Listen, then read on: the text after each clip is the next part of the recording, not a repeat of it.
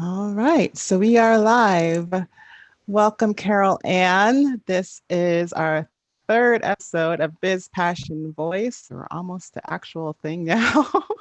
Yeah. and we are excited to have you. We're the first person on with the relationship information. Let me tell you a little bit about Carol Ann. She has a business called Freedom to Fly. Mhm. And she is on a mission to help millions of women around the world take their power back and build strong, healthy relationships with their significant others.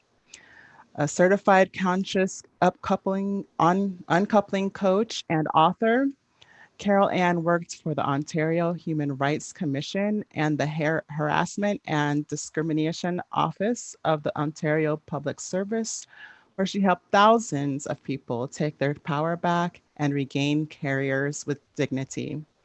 Carol Ann's coaching programs help determined women get confident in themselves, get clear in who they are and what they want so they can take back their power in their most important relationships. She works with her clients to help them gain the clarity they need to see their relationships for what they truly are and get the confidence to act accordingly. That's Yeah, powerful. that's right. Yes. Thank you so much for coming. Thanks for It's asking me. It's a pleasure to be here. no, yes, yes, of course. And yeah, when we first met a couple weeks ago, I was like, oh wow, she's just your beautiful face. So it's always nice to have Thank like you. and then and then all just present and open, right? Which we kind of need because you have to have this conversation with this like in front of an audience, right? Yes. So I was like, okay, this is perfect, this is exactly what we need to do. And then the fact that you have a history and voice, like immediate, like that's a yes card for my show. So Yeah. Okay. so yeah, so I was like, okay, let's see what she has to say around these subjects of biz, passion, and voice. Um, so where people are when they come to you, we talked a little bit about that in your bio, but always like to find out what attracts people to you, what you love about your clients, however that makes sense for you. Yeah. Well, I think one of the things that attracts people to me is I'm authentic. Whenever I'm talking about women who have no power, who've lost their power in their relationship, and they're trying to figure out how to get that power back, I'm not talking about something I've read in a book. I'm not talking about something I've heard somebody else talk about. I'm talking about things that have happened to me. So immediately they can connect with me because they have a good sense that I know what they've gone through or what they're going through, and I Mm, can relate.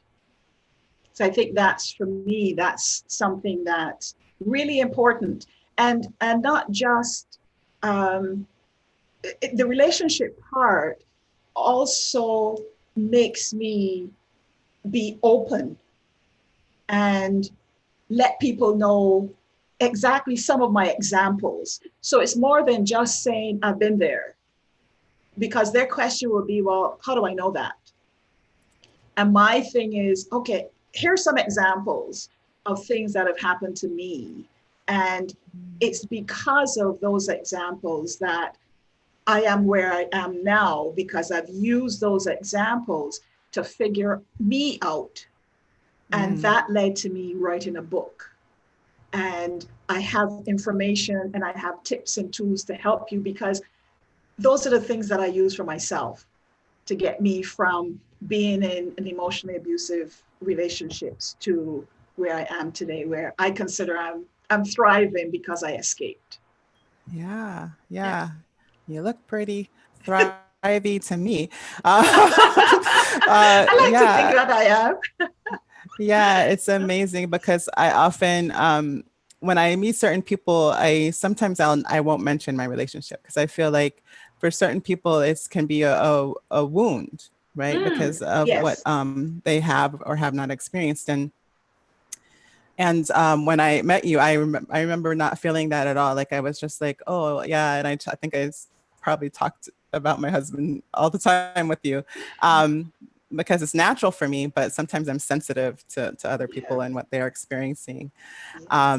But I know that when I started my business, especially the way it is in shape right now, where it's more than voice, it's about exploring people's deeper needs to show Mhm. up in the world. Mhm.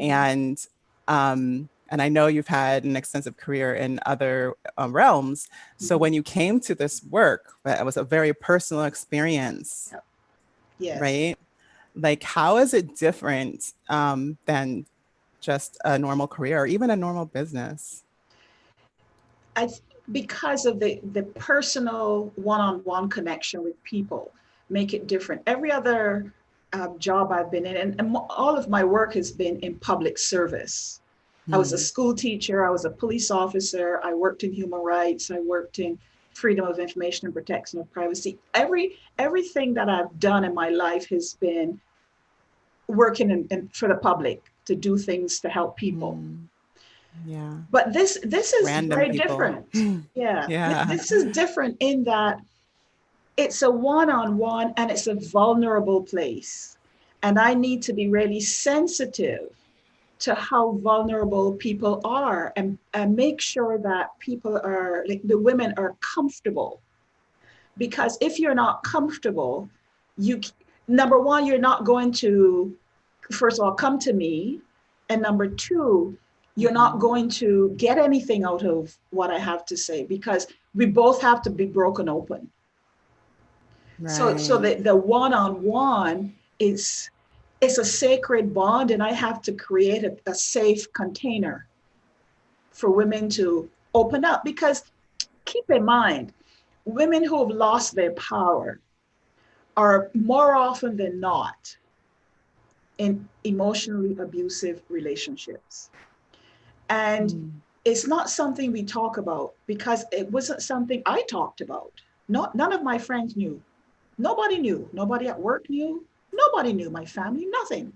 So the thing is, to get, you have to be comfortable enough with the person you're going to be talking to be able to open up, because it's only by opening up that you can get to a point then of figuring out, what is it about me that gets me into these relationships, or why am I attracting these relationships? And that all has to be worked out inside. That's what I had to do, because Yeah.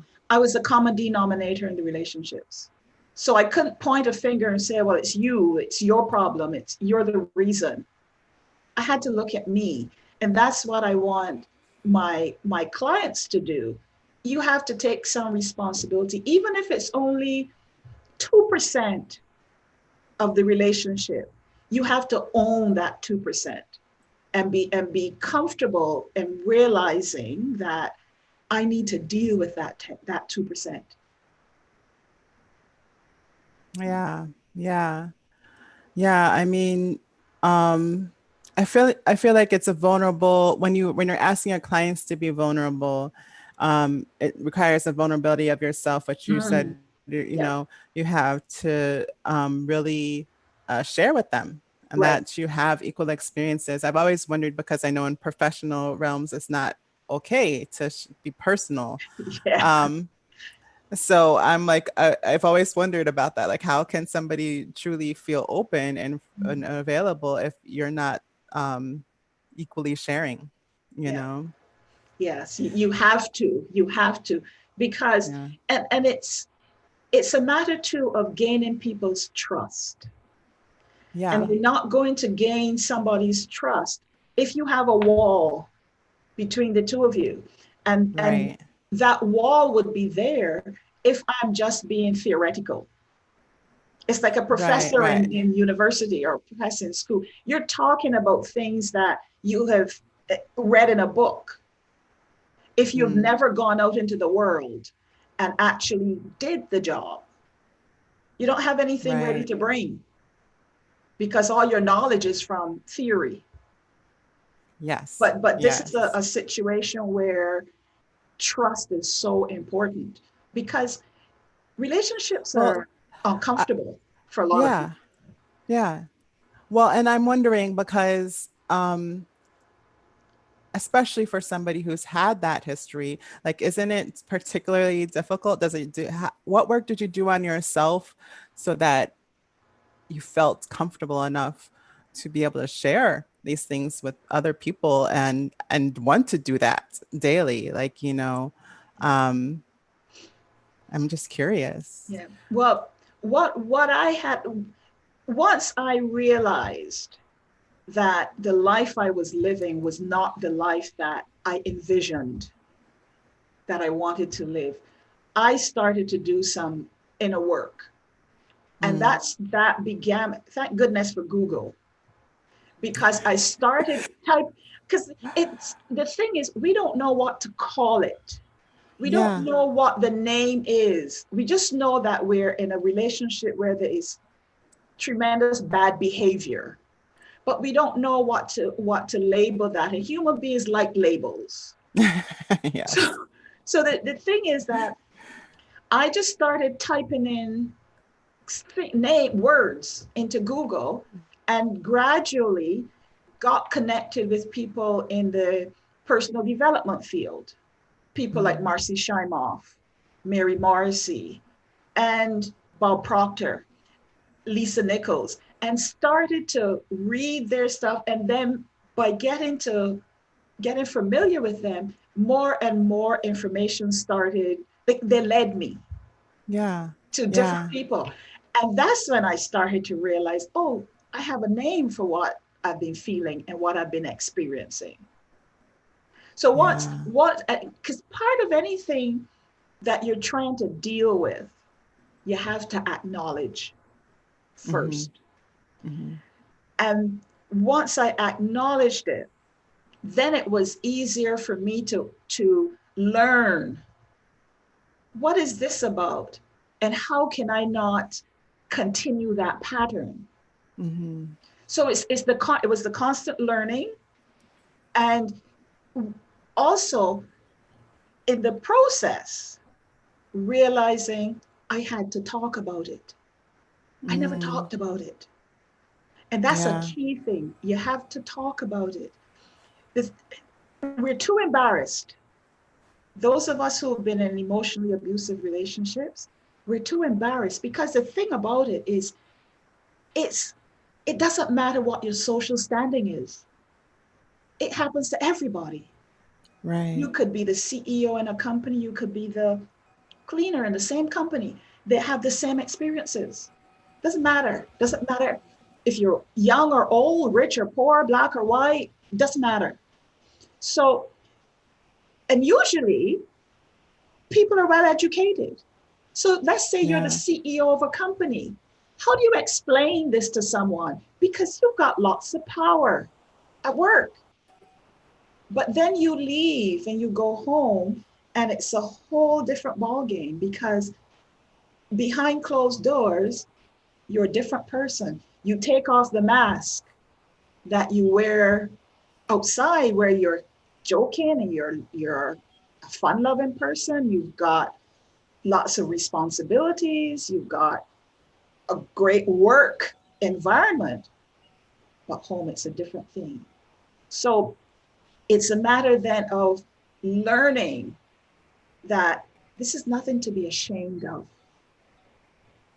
It can happen to Right. anyone. So one of the things you need to do is talk. You have to find someone who is comfortable, you're comfortable enough with, who's not going to think that you're crazy, because people think you're crazy.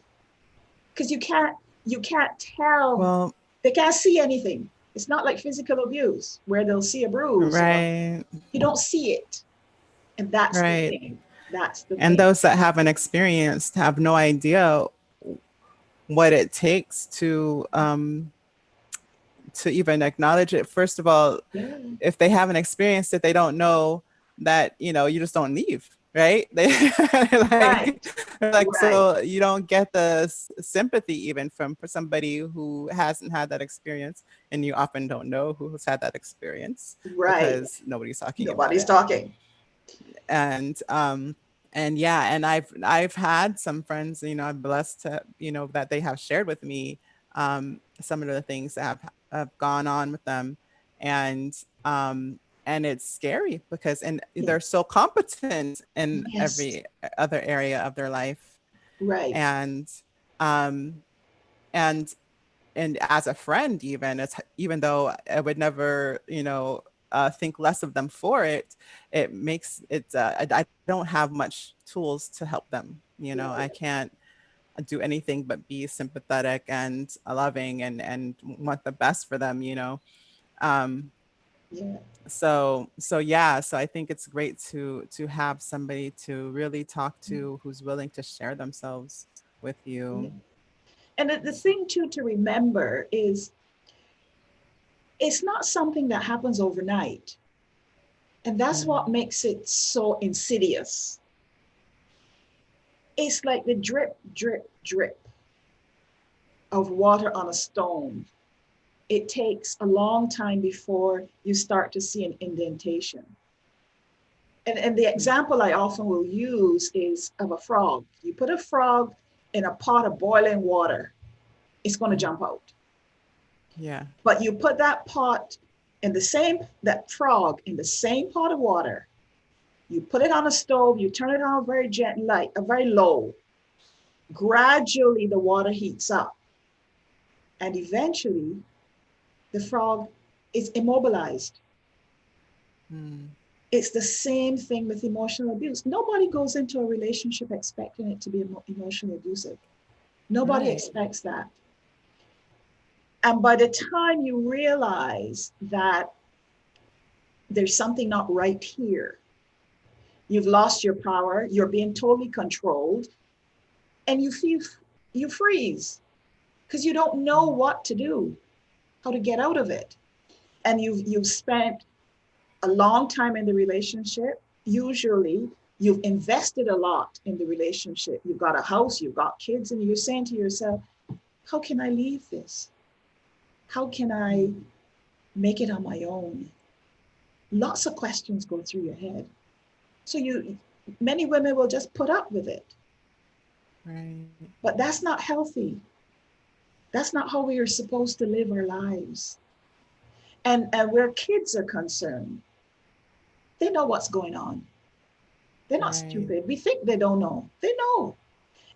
So my thing to women is don't just think of yourself. Think of your children. Think of the example that you are setting for those children down the road. What are, Mm. especially if you've got a daughter, you're just setting Right. her up to expect the same kind of behavior in her own relationship. And you're setting your son up to do the same kind of thing to another woman. So you're not being Yeah. fair to either child. Right. Yeah, Yeah. it's hard. It's I'm not saying it's easy. It's one of the toughest things to do because depending on the partner, this behavior could morph into physical abuse. Then what? Mm. Mhm. And for some women, it takes something catastrophic for them to make a decision. So Right. my goal is to encourage women to make the decision before it gets to that point, before it gets to a catastrophic thing where you're fleeing for your life in the middle of the night with nothing but the Right. clothes on your back. That's hard. That's hard. Right. Right. Yeah, in the last minute, it's hard to find the resources too, you know. Yeah. Even And if that's even if they haven't made the decision yet, like if you start looking for the resources, I think it's a good idea because sometimes, you know, when it's emergency like that, you don't know where to go. You don't know what to do. exactly.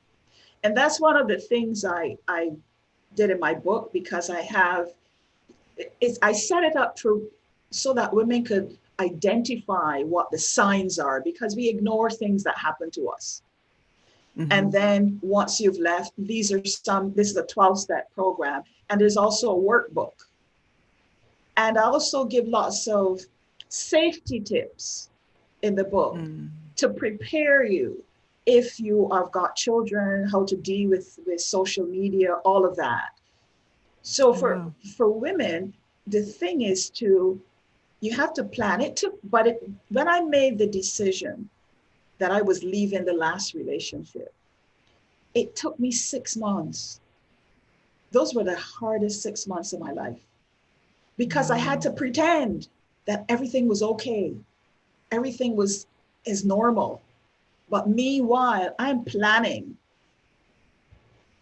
how to get out of this relationship safely, Wow. Yeah, yeah, safely. And yeah. I took things, I had an office at the time. I would take a few things out and leave in my office and lock the door because I always carried two bags. I had my purse and then I had a bag I'll take lunch, my lunch to work, or if I was shopping on the way home, I would have a bag to bring it home. So it wasn't unusual for me to have two Mm. bags and I would put a few things and take them to work. And then I found a friend, talked to a friend who said, you can come and stay with me. So I had a place to go. And that's something women need to do. You need to know where you're going to go because Mm. for a lot of women, going to a shelter is not something they want to do. Even, and they may not be in communities where there is a shelter. I live in a large Right. city. I have access to stuff. Women have access here. But you live in a small town. Where on earth are you going to go? And that's the other Mm. challenge of living in a small town or in a rural community. Who are you going to talk to and where are you going to go? That's Mm-hmm. it's a real challenge for women. It really Right. Right. hard. Yeah, so when you're looking for support and um somebody to help you think these things out, Mm, I think mhm. I think a lot of times we don't take those steps because we don't know what to do, Yeah. you know. Yeah. and Mhm. and so if you have somebody to talk to, at least you can start talking about what's possible. Yeah. What's, Yes. right. And as long as that person, you trust that person, then you can open up. And it'll be up to the woman to decide who that person is. For some people, it's their minister, their imam, their rabbi, whoever. If you're not Mm. in, if you don't have a church community, um, it could be a best friend if you still got one, because part of the thing about being in emotionally abusive relationships is separation between you and your friends, Mm. because the controller wants you to depend only on him. So your friends become, well, they drift away Yeah. because they'll be calling you and you not returning the call, or you're very short with them, you don't speak very long, and gradually you realize you don't have any friends. And worse than that, your family, there's a rift between you and your family because that's the idea of what Mm. an abuser does, Right. separates you from people. So you're the only person, he's the only person that you're depending on. Right. It's you have to be really determined to try to break the pattern. And it's not something you can do alone. It really is not something you can do alone. It's really hard to do it on your own. Yes. Yes. Oh my goodness. So these amazing women that are going to make this amazingly hard decision, Mhm. um, they can find you. I'm going to put some links under the description so that they can find you if they're ready to have that conversation and to really talk about what's possible. Um, and I always like to ask also, um, as a singer and somebody who works with voice, I'm always curious how voice plays a role for people. I know that you sang earlier in your life, um, and I'm wondering, what qualities that you learned from singing that you lean on Yeah. now? Yeah, I sang opera for a while in the west coast of the country, and one of the things to do is breathe, because when we are in panic mode or we're upset, the first thing we do is we hold our breath or we breathe from our chest, like you're going to hyperventilate. Right. It's really important to breathe because it changes the dynamics in the body and it gives you time to really think. Yeah. And when you are in a position to start thinking, then you need to find some quiet time by yourself, a safe place to be. It might even be in the bathroom for 5 minutes. But that's really important because one of the dynamics of an emotionally abusive relationship is a lot of quarrels. Mm. And then you get sucked into it. You either, like I did, I would just withdraw, which made it worse. The barrage of insults would be coming fast and furious. And the more they came, the more I retreated. So I found that breathing was so important because when you're not breathing, you can't think, you react. And you need to take yourself back out of that situation. And breathing helps you to stay calm. Because when you're in a volatile situation, the number one thing you have to do is be calm. Mm-hmm, mm-hmm. So that really helped me learning how to breathe, how to be calm, and how to, I guess in a way, what we're trained to do is pitch your voice to the back of the auditorium without having a microphone. Mm-hmm, mm-hmm. And that was really important too for me, because the whole breathing thing also helped me to open my brain, my head up, the inside of my head up. And that helped the thinking process. Right. So Yeah. it's, you wouldn't have thought that that would make a difference, but it really did Yeah. help me work through every time I got into a tense situation. Amazing. Amazing. Yeah, and especially I think with operatic singing, there's like this feeling of coming, like I call it grounding, but at the time I just felt like it was just like this feeling of stability that I had Yes, to create in my own body in order to make that sound happen, you yes. know. Mm-hmm. And I can imagine that being a great resource when somebody's encroaching on your space, Mm-hmm. that you Mm-hmm. can just create your own space. Yeah. Um, And and it takes some of the dynamics away from the person, because if you're shrinking back away from it, then you're breathing up here. yeah, yeah, yeah, But if you're standing your ground and you're breathing, it calms you down and it helps you to think, because you yeah, can't react in that situation. You're just going to make the situation worse. yep, yep, It's interesting how when you go back and look at things you've done in your life and all that help you in whatever you're doing now. And even it's the same thing. I also reached back into my police training because you're trained to be calm yeah, yeah. and not the here in Canada is very different. We don't shoot first and ask questions later. Yeah. There's too much Thank God. paperwork that you have to do if you draw your gun. Right, right. So we tend to use our tongues more. so, so I Smart also drew on that. Canadians. I also drew on that experience too. Yes, yes. And that capability of calming down a situation, Mhm.